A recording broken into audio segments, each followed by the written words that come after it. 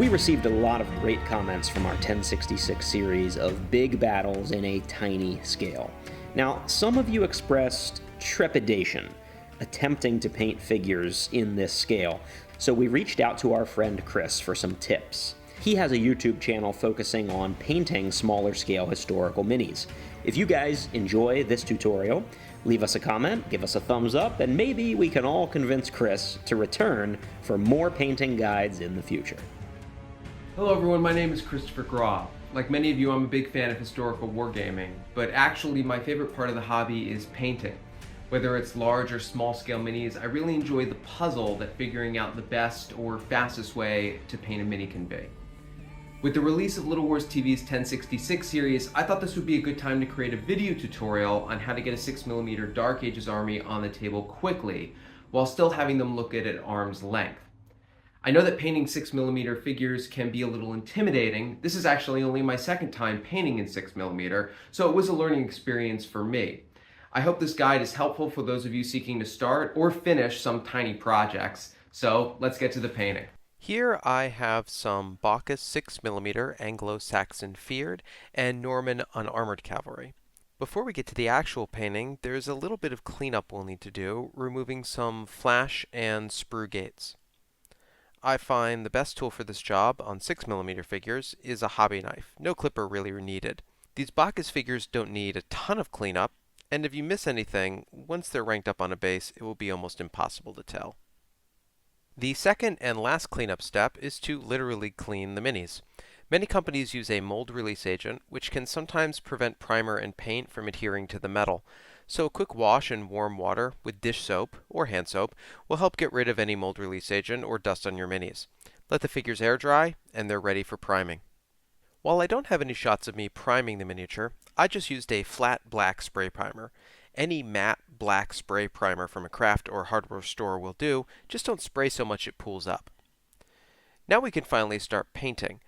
It's not important to use expensive tools. These are cheap synthetic brushes from a local craft store or Amazon and work great for what we're doing. The most important thing is having a fine tip, not a tiny brush. I'll now use a light brown to paint these Anglo-Saxon feareds boots. I typically use an approach known as inside out, where I paint the inner, harder to reach parts of the minis first, such as legs, boots, faces, and then move out to the easier to paint parts of the mini, such as clothing, weapons, and finally shields. After that dries, use whatever color you want for the pants. I'm using ivory. You don't need to paint every part of the pants, as the black primer inside of the legs will act as a natural shadow. Next we'll move on to the clothing. On unarmored figures, this is an opportunity to make your Anglo-Saxons look different from your Normans or Vikings by using a different color palette. You may have noticed I'm using mostly pro-acryl paints, with some Vallejo, as I find they allow me to paint only one coat of a color on 6mm and have good coverage and opaqueness. While you can use any brand paint, including craft paints, you might find you need 2 to 3 coats to fully cover the black primer. Now just take your time to hit any areas of cloth shirt with your chosen colors. Remember, you don't need to paint all of the recesses, as allowing some black primer in the deeper areas, like under the arms, gives the illusion of shadow at 6mm, but doesn't look sloppy like it might on some bigger scale figures. While not always necessary, sometimes you won't have the exact color you want. Don't be afraid to mix colors, like how I'm mixing ivory and light umber to make a tan for the spear hafts, pouches, and belts. From this step forward, also try to be careful to not get any paint on your earlier steps, though some cleanup is always necessary at the end. For these Anglo-Saxon feared, I'm using a fairly light Caucasian skin tone, just dabbing it onto the hands and faces. Don't worry about getting any of this paint on the hair or helmets, as we'll paint that in a later step. Human hair is almost as varied as human skin color. At 6mm scale, giving everyone a different hair color would be exhausting. I'm just using that same tan as before to give these Anglo-Saxons a light brown or dirty blonde look. If you want to mix a few darker hair or redheads for your Vikings, you can take that time as well. For the shields, I like to make them a highlight of the mini, standing out with bright colors like blue, green, or red. This is also a good way of making different armies easily recognizable on the tabletop, making certain shield colors exclusive to certain armies. Also, don't worry about getting paint on the central boss at this step. We'll cover that with silver in one of the later steps.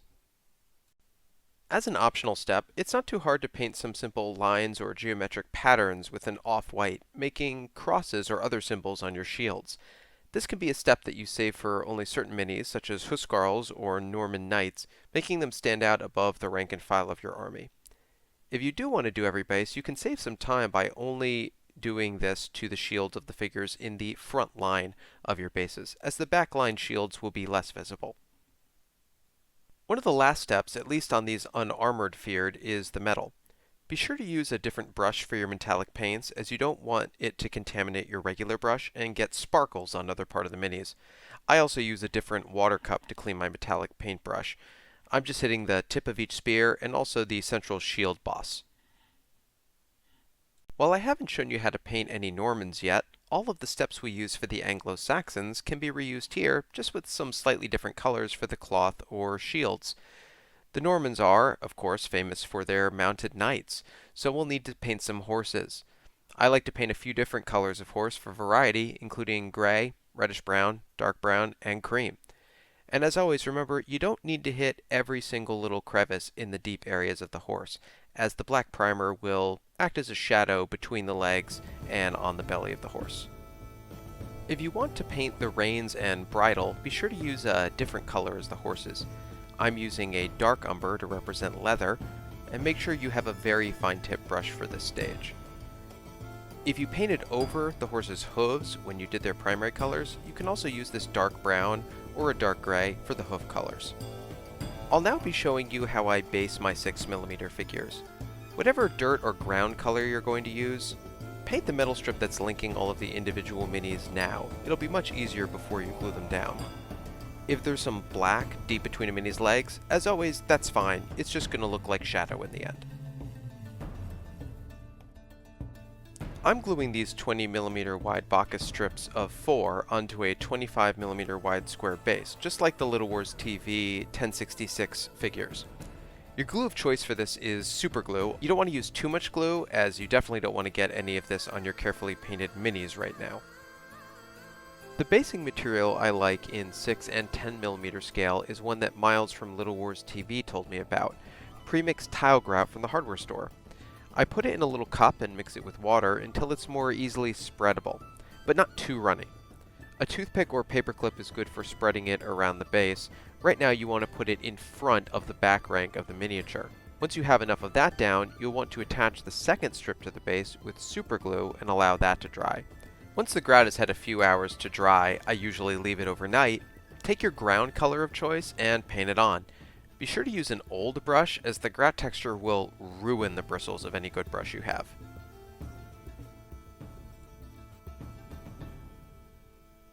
To add some depth and realism to my base, I'll be using a homemade dark brown wash, but any brown wash will do here, such as Army Painter Strong Tone or Games Workshop Agrax Earthshade. Be sure to get the wash in all of the crevices of the grout, but try not to let too big puddles form, as that can look a little strange. Also, give it a few hours to fully dry, as this can take longer than normal paint. Another optional step is to use an old brush to dry brush some of the original dirt color back onto the base. If you're in a hurry, you can certainly skip this and won't miss much, but it can help bring some lighter colors back into the base after the dark wash. We're almost done and can now apply some grass. I'm using a mix of water and PVA glue, and applying this to my base with an old beat up brush. As the glue will likely ruin any brush it touches, you don't want to use your good ones.